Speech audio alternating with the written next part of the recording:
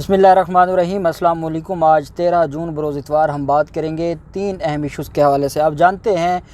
कुलभूषण यादव के मामला पर पाकिस्तान मुस्लिम लीग नून जो सियासत कर रही है और उस पर आज हुकूमत का मौक़िफ़ सामने आ गया है और हुकूमत ने नून लीग को भारतीय एजेंट करार दे दिया है। वो डिटेल्स मैं आपके साथ शेयर करूँगा। साथ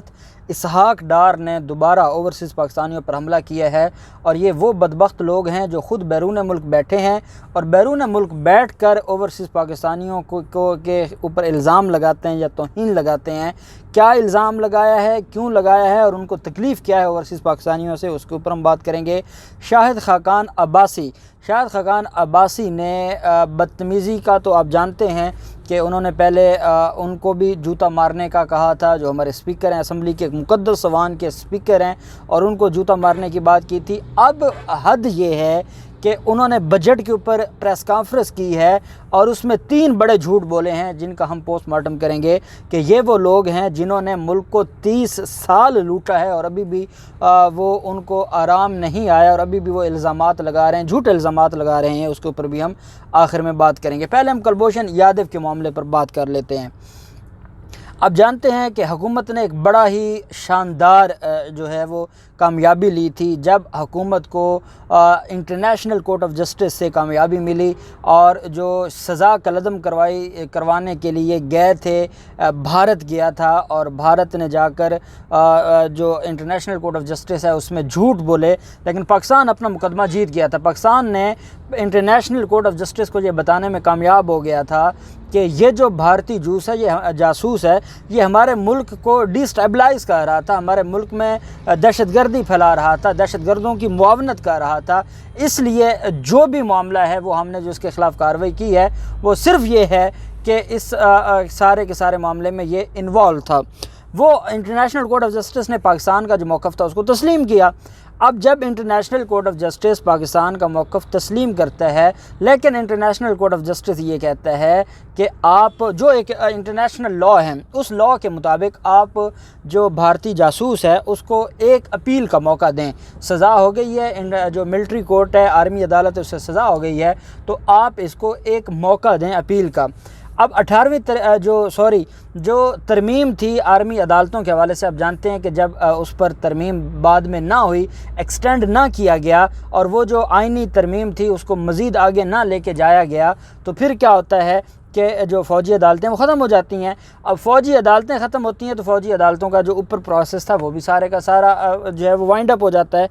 अब हुकूमत पाकिस्तान के पास जो है वो कोई ऑप्शन नहीं थी कि आर्मी अदालत के फ़ैसले के ख़िलाफ़ कुलभूषण यादव का जो मामला है इसको कैसे देखा जाए। इसमें 2 अहम सवालात थे कि नज़रसानी फ़ाइल करनी है और दूसरा ये था कि उनका वकील कौन होगा। अब कुलभूषण को ये इजाज़त तो नहीं दी जा सकती थी कि वो भारत से अपना वकील मंगवाए, तो उनको कहा कि आप पाकिस्तान से अपना वकील करें। वो कहते थे हम भारत से अपना वकील लेकर आएंगे। हुकूमत इस मामले को इस्लामाबाद हाई कोर्ट में ले गई। इस्लामाबाद हाई कोर्ट ने नोटिस भेजे, एक नोटिस गया, दूसरा गया, तीसरा गया। शाहनवाज़ नून साहब जो हैं वो वकील हैं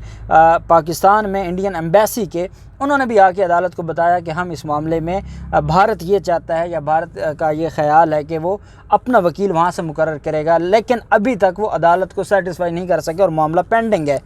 लेकिन हुकूमत की ज़िम्मेदारी थी कि वो एक ऑर्डीनेंस ले आते और उस ऑर्डीनेंस के ज़रिए उसको नज़रसानी का हक़ दिया जाता और नज़रसानी फ़ाइल हो जाती, उसके ऊपर कानून के मुताबिक अमल दरामद होगा, तो पाकिस्तान उस ऑर्डर पर जो इंटरनेशनल कोर्ट ऑफ जस्टिस का ऑर्डर है उस पर एग्जीक्यूशन हो जाएगी, उस पर अमल दरामद हो जाएगा और हुकूमत सुरखरू हो जाएगी इंटरनेशनल कम्युनिटी के सामने। और अल्टीमेटली उसके ख़िलाफ़ इतने सबूत थे कि जब आपकी इंटरनेशनल कोर्ट ऑफ जस्टिस ने उसके ख़िलाफ़ फ़ैसला दे दिया तो बाकी कौन सी अदालत है जो नज़रसानी में उसको रिहा कर देगी। फांसी तो उसने चढ़ना है, लेकिन इंडिया जो है उसको पूरी दुनिया में जो है वो मैं समझता हूँ कि उसका जो चेहरा है या उस इंडिया को नंगा करके पाकिस्तान जो है उसको फांसी चढ़ाएगा और उसका असल चेहरा पूरी दुनिया को दिखाएगा। भारत ये चाहता है कि ना कौंसल रसाई दे पाकिस्तान और ना ये नज़रसानी की तरफ जाए ताकि हम पाकिस्तान के ख़िलाफ़ जा सकें इंटरनेशनल कोर्ट ऑफ जस्टिस में दोबारा। ये भारत चाहता है, पाकिस्तान ये नहीं चाहता। पाकिस्तान के जो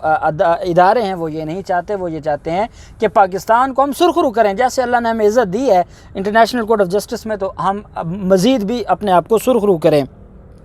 इस मामले में जो ऑर्डीनेंस जो है वो लाया जाता है اور اس پر اپوزیشن جو ہے وہ اتنا بڑا فساد کرتی ہے، اتنا بڑا ڈرامہ کرتی ہے اور الزامات لگاتی ہے، جھوٹے الزامات لگائے جاتے ہیں، اور ان سارے الزامات کے بعد آج حکومت نے اپنا جو ہے وہ وزیر خارجہ کے ذریعے شاہ محمود قریشی کے ذریعے اپنا موقف دیا ہے کہ نون لیگ جس طریقے سے اس معاملے کو ہائی جیک کر رہی ہے، یا بلاول زرداری جس طریقے سے اس معاملے کو عوام کو گمراہ کر رہے ہیں، یہ بیسیکلی بھارت کا ایجنڈا ہے۔ بھارت چاہتا ہے کہ جو ہے وہ نظر ثانی نہ ہو، بھارت چاہتا ہے کونسلر رسائی نہ دی جائے، بھارت چاہتا ہے کہ اس کیس کو جو ہے وہ اس کو پھانسی پہ لٹکا دیں، اور وہ پھانسی پہ لٹک جائے گا، ہماری جان بھی اس سے چھوٹ جائے گی، اور ہم انٹرنیشنل فورمز پر جا کے پاکستان کو ذلیل بھی کریں گے۔ یہ بھارت چاہتا ہے۔ تو شاہ محمود قریشی نے یہ آج اناؤنس کیا ہے کہ یہ بھارتی ایجنڈے پر کام کر رہی ہے نون لیگ، اور یہ صرف بھارت کو خوش کر رہے ہیں، اور یہ حقیقت ہے۔ دوسری طرف اسحاق ڈار کو آپ دیکھتے ہیں، اوورسیز پاکستانیوں کے حوالے سے کبھی احسن اقبال جو ہے وہ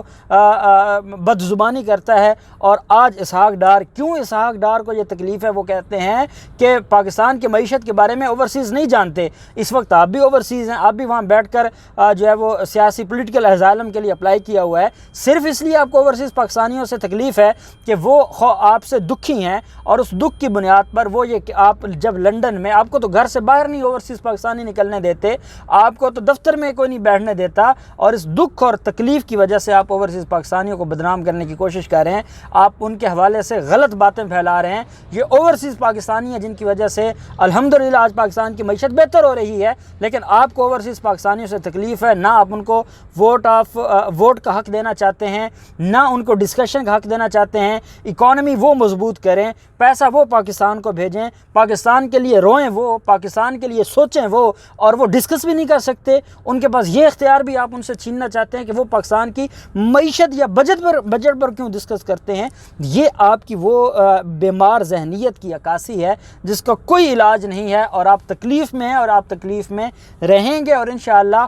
اوورسیز پاکستانی اور پاکستان میں رہنے والے مل کر اپنے ملک کو ترقی کی منازل طے کروائیں گے۔ آپ دیکھ لیں شاہد خاقان عباسی کو، شاہد خاقان عباسی بدتمیزی میں تو ان کا کوئی ثانی نہیں ہے، لیکن اب وہ بجٹ کے اوپر، اب 2018 کا جو بجٹ، جو 2018 میں اکانومی اور جو گروتھ تھی پاکستان کی، اس کو جو نون لیگ کی حکومت چھوڑ کر گئی تھی، اس کو بھی وہ دیکھ لیں، اور آج جو پاکستان کے حالات ہیں، کووڈ جیسی مصیبتوں کے بعد پاکستان کے جو اکانومی کے اتنے بہتر حالات ہیں، آپ اندازہ لگائیں کہ اس پر جو ہے وہ جھوٹ بول رہے ہیں اور قوم کو گمراہ کر رہے ہیں، اور کہتے ہیں کہ پاکستان کی معیشت کا بیڑا غرق کر دیا ہے، پاکستان کی تاریخ کا سب سے بدترین یہ بجٹ ہے، عوام کو کچھ نہیں ملا، عوام کو ان کے حقوق نہیں ملے، بجلی مہنگی کر دی گئی ہے، موبائل فون مہنگے کر گئے۔ اچھا، یہ وہ باتیں کر رہے ہیں، اور کہتے یہ ہیں کہ فواد چودھری بجٹ کی باتیں نہ کریں، وہ ایک وکیل ہے اور وہ وکیل بن کے بات کرے۔ فواد چودھری کیونکہ ایک وکیل ہیں تو ان کو حق نہیں پہنچتا۔ تو آپ کون سے اکانومسٹ ہیں؟ آپ نے کون سا جو ہے وہ چارٹرڈ اکاؤنٹنٹ ہیں؟ آپ کی حیثیت کیا ہے؟ آپ کی سوائے جو شریف خاندان ہے ان کی غلامی کے آپ کی تو اوقات ہی کوئی نہیں ہے، آپ کی تو حیثیت ہی کوئی نہیں ہے، اور صرف اس بنیاد پر آپ حکومت پر الزامات لگا رہے ہیں کہ حکومت، میں آپ کو ایک ایمانداری سے ایک بات بتا رہا ہوں، عام آدمی یہ کہہ رہا ہے کہ یہ وہ پہلا بجٹ ہے جس میں ہمیں کچھ ملا ہے، ہماری بات ہوئی ہے، ہمیں ڈسکس کیا گیا ہے، ہمارے لیے کچھ راستے کھولے گئے ہیں۔ وہ یہ کہتے ہیں کہ ہم نے پہلی دفعہ ہماری جو تاریخ ہے اس میں دیکھا ہے کہ ہماری کوئی بات ہوئی ہے، ہمارا کسی نے نام لیا ہے، ہمارے کسی نے مسائل کو دیکھا ہے، اس وجہ سے یہ تکلیف میں ہیں۔ ان کو پتہ ہے کہ پاکستان کی تاریخ بدلنے والی ہے، ان کو پتہ ہے کہ انہوں نے جو ملک کو لوٹا، جو ملک کو نقصان پہنچایا، جو ملک کے ساتھ انہوں نے ظلم کیا، جو انہوں نے معیشت تباہ کی، جو انہوں نے قرضے، یہ یہاں سے پیسے آتے تھے جو ان کو پاکستان کی جو اکانومی ہے ٹیکس سے پیسے آتے تھے، مختلف جو پاکستان کو جو پیسہ ملتا تھا وہ عوام پہ نہیں لگتا تھا، وہ پنجاب کے لوگوں پر نہیں لگتا تھا، وہ سندھ کے لوگوں پر نہیں لگتا تھا، وہ بلوچستان اور خیبر پختونخوا پہ نہیں لگتا تھا، وہ تو لنڈن جاتا تھا، وہ تو اسحاق ڈار کے ذریعے جاتا تھا دبئی میں، وہ تو بلیو ایئر لائن میں لگتا تھا۔ یہی وجہ ہے کہ اب ان کو تکلیف ہے، ان کی دہاڑیاں بند ہو گئی ہیں، ان کے ٹھیکے بند ہو گئے ہیں، یہ جو بھتے لیتے تھے وہ بند ہو گئے ہیں، ان کی بلیک منی بند ہو گئی، ان کی منی لانڈرنگ بند ہو گئی، جن کے منہ کو حرام لگ جاتا ہے جب وہ بند ہو جائے تو اس سے بڑی تکلیف کوئی نہیں ہے ان کے لیے، اس سے بڑی کوئی سزا نہیں ہے ان کے لیے، اور یہی وجہ ہے کہ وہ اس تکلیف میں ہیں، اور اس تکلیف کی بنیاد پر وہ موجودہ حکومت کو گالم گلوچ کر رہے ہیں، وہ موجودہ حکومت کے بارے میں باتیں کر رہے ہیں، وہ بجٹ کو عوام کو مس گائیڈ کر رہے ہیں، وہ عوام کو جو ہے وہ شعوری طور پر عوام کے ساتھ عوام کو دھوکہ دے رہے ہیں، اور یہ سمجھتے ہیں کہ عوام کو دھوکہ دے کے وہ موجودہ جو حکومت ہے اس کو بھی نقصان پہنچائیں، پاکستان کو بھی نقصان پہنچائیں، بجٹ بھی منظور نہ ہو۔ یہ ساری کی ساری ان کے ہٹ کنڈے ہیں، اور میں نہیں سمجھتا کہ وہ کامیاب ہوں گے۔ یہ اچھے ہٹ کنڈے ہیں، چاہے 100 پریس کانفرنس کر لے شاہد خاقان عباسی، عوام ان کی بات نہیں سننے والی۔ شاہد خاقان عباسی کو کون سنتا ہے کہ ان کی بات کو سن کے کوئی یہ کہے کہ عمران خان نے جو بجٹ پیش کیا وہ غلط ہے، یا اوورسیز پاکستانیوں پہ یہ اسحاق ڈار جیسا اشتہاری مفرور جو ڈاکو اور جو مجرم ہے وہ بات کرے اور وہ کہے کہ نہیں اوورسیز پاکستانیوں کو کسی بات کا نہیں پتہ۔ آپ کو کتنا پتہ ہے؟ آپ ایک منشی تھے، اور منشی کی حیثیت سے آپ نے یہ سارا کچھ کیا، اور آج آپ الزام لگا رہے ہیں۔ اور شاہد خاقان عباسی کہتے ہیں کہ یہ اے ٹی ایمز کو فائدہ پہنچے گا۔ اے ٹی ایمز آپ کے پاس تھی مفتاح اسماعیل جیسی، یہاں اے ٹی ایمز نہیں ہیں، یہاں عوامی بجٹ ہے اور عوام کے لیے، اور ہم امید کرتے ہیں کہ انشاءاللہ یہ بجٹ پاکستان کی ترقی میں اپنا کردار ادا کرے گا، اور جو پاکستان اوورسیز پاکستانیوں کے خلاف جو مہم چلائی جا رہی ہے، پاکستان کے خلاف جو مہم چلائی جا رہی ہے، اور دشمنوں کو جو فائدہ پہنچایا جا رہا ہے، یہ سارے لوگ نیست و نابود ہوں گے، اور ہمارا ملک ترقی کرے گا۔ اللہ پاک پاکستان کامیاب و ناصر ہو۔ بہت شکریہ۔ اللہ حافظ۔ پاکستان زندہ باد۔